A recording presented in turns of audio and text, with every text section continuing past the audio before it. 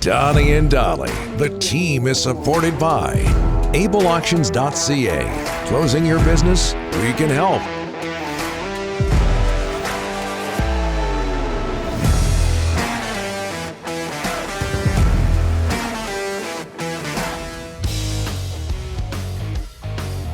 All of our guests today, including Noodles, Jamie McLennan, brought to you by the Waddling Dog Pub, one of Victoria's favorite local watering holes, located 10 minutes from the ferry terminal. The Waddling Dog Pub is the place to be to catch all NHL playoff action with spring finally here. Look at the day outside today. After all that rain, just beautiful. The Waddling Dog is excited. You have a problem with that? You're jinxing it, man. It's been like a typhoon. It's supposed to rain this week. Tomorrow's supposed to be like the storm of the century they're talking about now. Yeah. You've totally I'm sure I'll have a huge effect on the weather. We're going to leave this studio now when Derek and I are done 4 hours after the show. What's wrong and it's going to be pouring rain because of you now. What's wrong with you today? I make a little slip up with Mr. Rossi's name, and now I mentioned that it's nice outside. I'm not supposed to. You're the old man here. No, you've ruined it. The Waddling Dog's excited to open their heated, dog-friendly patio. Don't miss their fully stocked liquor store and 30-room boutique hotel attached. There are countless reasons to come, sit, and stay, especially on a beautiful day at the Waddling Dog. That rhymed. Thank you. Oh, yeah. As we bring in somebody who's always positive, Noodles, Jamie McLennan. How are you, sir? Not too bad, Donnie. I hope you didn't jinx that good weather out there. I'm feeling for you. Yeah, the last thing we need is a jinx. Yeah, exactly. But I'm not super superstitious about it because if you walk outside and step on a crack, it doesn't really break your mother's back. So I think you'll be fine. Now, are you one of these goaltenders who, like, let's say you're on the bench or you're on the ice and somebody says the word shutout when it's 1-0 late in the third period? Did you get upset? I would get upset. I actually still to this day, I'm 50 years old now and I've been retired for 13, 14 years. And when I'm doing color and Gord Miller will mess with me sometimes and he'll say, yeah, it's 1-0 and whoever the goaltender, Connor Hellbeck, working on a shutout, and I'll stare at him and be like, why just say it? Like, why even say it, But, and he jokes with me about it because I think it's like part of the goaltenders union. You want to send good vibes to them. I have no bearing on how the game is going to unfold, but I do not like saying the word during the broadcast or anything like that. So maybe I will go back and on my words and say slightly superstitious still. But like you said, no bearing, much like myself and the weather. Hey, Jamie, I'm looking at your bio here on Hockey DB. Born in 1971 in beautiful Edmonton, Alberta. So yes. The Battle of Alberta at its peak, right in your wheelhouse as a kid. What are your best memories of the Battle of Alberta, which will be continued tomorrow, Game 1, Edmonton and Calgary? I tell an embarrassing story where when they were in the kind of pinnacle of winning cups, I missed the cup parade one time, and I remember saying to myself, it's all right, I'll just go next year. Like, how gross is that when you're a kid, you're 12, 14 years old, you're like, nah, it's all right. I missed this one. I'll go to next year's parade. That's how spoiled I was as a kid. I am on record. I'm not an Oiler fan. I'm not really a fan of any team. I'm certainly a fan of players. And back then I was a massive Grant Fear fan, got an opportunity to play with him in St. Louis. So that was really cool. Used to love certain goaltenders and players, but you're right. Like my memories of the Battle of Alberta, I remember going to a game and there was a line brawl and it was, I think, like Messier and Semenko and Kevin McLellan going against like Poplinski and Tim Hunter and Nick Fotiu. Yeah, like it was just crazy. And I had pretty good seats, and that happened like right in front of me, and all hell was breaking loose. So I don't see it being crazy like that, but I do think it's going to be good for the province of Alberta. And if you're a casual hockey fan, I think you're certainly going to enjoy how this unfolds, because we haven't seen enough of these types of battles. You know how you feel about parades as somebody who comes from Edmonton? We feel the same way about riots in Vancouver. Like, I missed that one. Don't worry about it. I'll go to the next one. Next one. It's just around the corner. I was at the riot, unfortunately. I I just started with TSN and flew in and did That's Hockey and figured, okay, I'm done. I can go to the game as a fan, have a few drinks. And I remember eerily, it just the mood outside that, because it wasn't at an early start, like a 5 o'clock start. It was still light out. And we walked out. It was still light out, and then all hell was breaking loose. And the worst part about it is I was wearing just a black bar shirt because I was going to go drinking that night, win or lose. It didn't matter to me. And I remember people that were wearing Bruins T-shirts and Bruins jerseys were having a tough time making it out of there. And I'm wearing a black, bar shirt, and I'm just trying to make it to Gotham Steakhouse. And I was actually pretty fearful for my life at that point because there were some people chirping. I'm like, hey, I'm not a Bruins fan. Just here to have a few drinks, folks. Enjoy your night. So Jamie, it is what it is. Could you explain what a bar shirt is, please? Because I have no idea.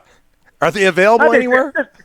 Just a button down, trying to look good, maybe put the vibe out. I was, I think, single at the time, or maybe just had met my future wife, I guess. But I thought it was something special that night. But I'll tell you what, I shrunk pretty small once some people started chirping me. I like it, bar shirt. Hey, goaltending. Is Mike Smith a match for Jacob Markstrom?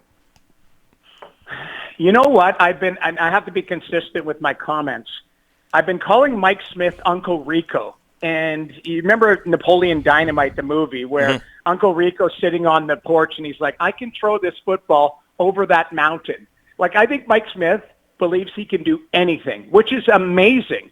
And all he's doing is proving people like me and everyone else that doubted him at 40 years old wrong. Now, on paper, Jacob Markstrom, clearly it's a mismatch. Markstrom's up for the Vezina. He had 9 shutouts this year. I think he's a rock star of a goaltender. You guys know how much I love him. You've watched him firsthand kind of develop into MVP type of caliber goaltender. But all Mike Smith has done when people go, here we go again with Mike Smith. And Game 5, he has the turnover that cost him. But all he does is bounce back. And it's amazing to see because I'm not actually betting against him. He doesn't have to outplay Markstrom. What he has to do is just be good and give them an opportunity. I still think Calgary is the better team on paper, but I don't think it's a massive margin because I think Ken Holland added some depth there and guys who are a little bit tougher to play against farther down on the lineup. And 97 looked possessed game 6 and 7. So I think he's the great equalizer. So it's going to be a heck of a series. But if you come back to it, Mike Smith, he can have 2 unbelievable games. And if he allows a couple or has an off game, the fan base gets pretty loud just because he's such a polarizing figure there. Jamie, the Maple Leafs in your backyard, 6 straight years. When are they going to get over the hump? What is it? Are they close in your eyes? Because you can't keep doing this in the first round forever. The definition of insanity by Albert Einstein is doing the same thing over and over again and expecting a different result. Yep. And, for me, the core is very good. They're great, actually. I mean, there's some great players there. But running out the same situation, same thought process, that's where I think they might need a tweak in philosophy. You look at teams that are pushing through, it's their depth guys that are a little bit harder to play against. And, they've got some players on that team that, have size but don't play like it.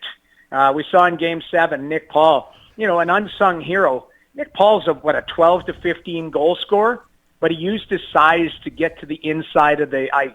And in playoffs, when every bit of ice is contested, sometimes a player that has good skill but has some physicality and some courage, those are the guys that push through. So I think there is going to be I don't think it's going to be a massive overhaul because I think the Leafs are a very good team. But I think you might need a difference in philosophy of some of the players that you surround that core with.